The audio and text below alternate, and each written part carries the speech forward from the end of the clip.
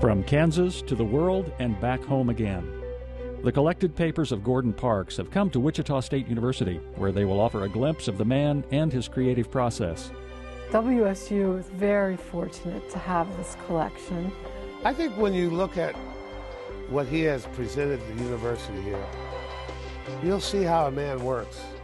In these materials, there are going to be one after another example of what Gordon was thinking and what he was working on. Well, we had a ceremony when the boxes arrived, and I was one of the people chosen to open the first set of boxes. Myself, Mr. Armstrong, his wife Mickey, and there were a few others of us there who opened boxes. And we saw manuscripts, things that he had written, with editing marks in the margins that gave you a sense for what his thought processes were. Things that he had written that were not for public publication, but were correspondence with other people. And there were boxes and boxes and boxes of them. Well, the day that I opened up the email from Ted, and he said we had it, I just couldn't believe it. I just blurted out to everyone, we have it. I just knew what it meant. It's ours. I can't believe it. I mean, there was just this shout of joy, because for the underdog to win is sweet victory indeed. Ted, with the help of a lot of other people here on campus, beat out the New York City Library and the Library of Congress to get these pieces. As we entered into it, felt that the strong connection between Mr. Parks and Kansas, and Mr. Parks and Wichita State, and our expertise that we really maintain and have in our Special Collections Department, I felt that there were a number of really solid reasons why we should be in strong consideration. Oh, it was a thrill to finally get the opportunity to see these papers that we've been hearing about for a while, and to have the opportunity to get to know Gordon Parks through his papers.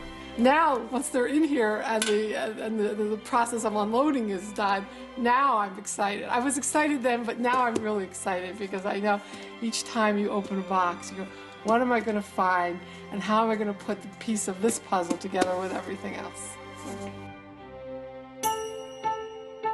So if you want to have some appreciation as to who planted the initial seed for this harvest, it was Pete Armstrong and Mark McCormick. Pete Armstrong, from Mark McCormick, got the initial impression idea that Wichita State University might have an opportunity, might be considered by the family, by the foundation, as a repository. And I explained to him that Wichita still had a shot at this work.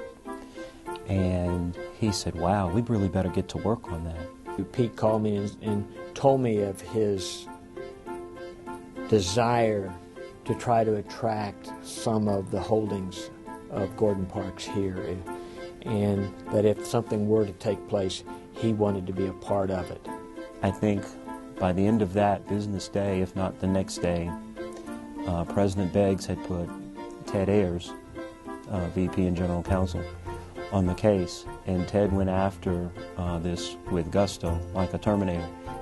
And now that, as you say, the initial part has occurred and we actually have the boxes of material on campus in the library, ready to be opened and explored, it's a feeling that's really beyond comprehension.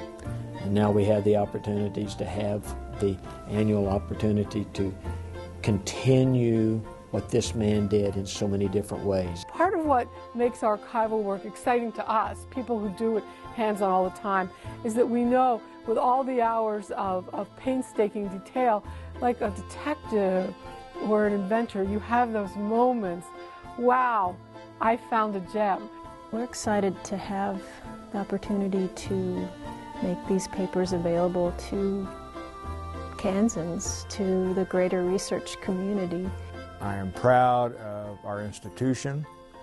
I'm proud of Wichita, proud of our people, to be the leaders to champion this effort and to know that it is at Wichita State, in part, certainly, because it was recognized that they have the skill, the talent, the energy, the expertise to mine these treasures and to make them available. So we are excited. To outsiders, they look like boxes, but to us, they're treasure troves. These materials, these collected papers, this window into the creative soul of Gordon Parks is really going to be opened wide. So that when somebody sees what a creative person can do, it can often set off a spark inside a viewer, a user, whether it's a young student or a college student. So what the Gordon Parks collection means is a chance to tap into history, to be part of this creative chain that is central to Kansas life. What we're going to be able to share, we're going to be able to move things, because the real issue is to keep out in front of individuals what this man was able to show through his work. You'll see the papers. You'll see the research he did. You'll see how he formulated his ideas. For us, it's a way to connect to our history, our past, our present, and our future, because what we are is the sum total of all the creative, vibrant people in this state. I'm confident that we will be able to do justice to this collection, to honor it, to show why Gordon Parks loved Kansas, despite the harsh treatment that he had here growing up because of racism. He also loved this place because I think the family love that he had and discipline nurtured him, and he always saw Kansas as his home. That's why he chose to come home here, to be buried here. So it is fitting that his papers come home with him. I fully believe there's going to be some real treasure here.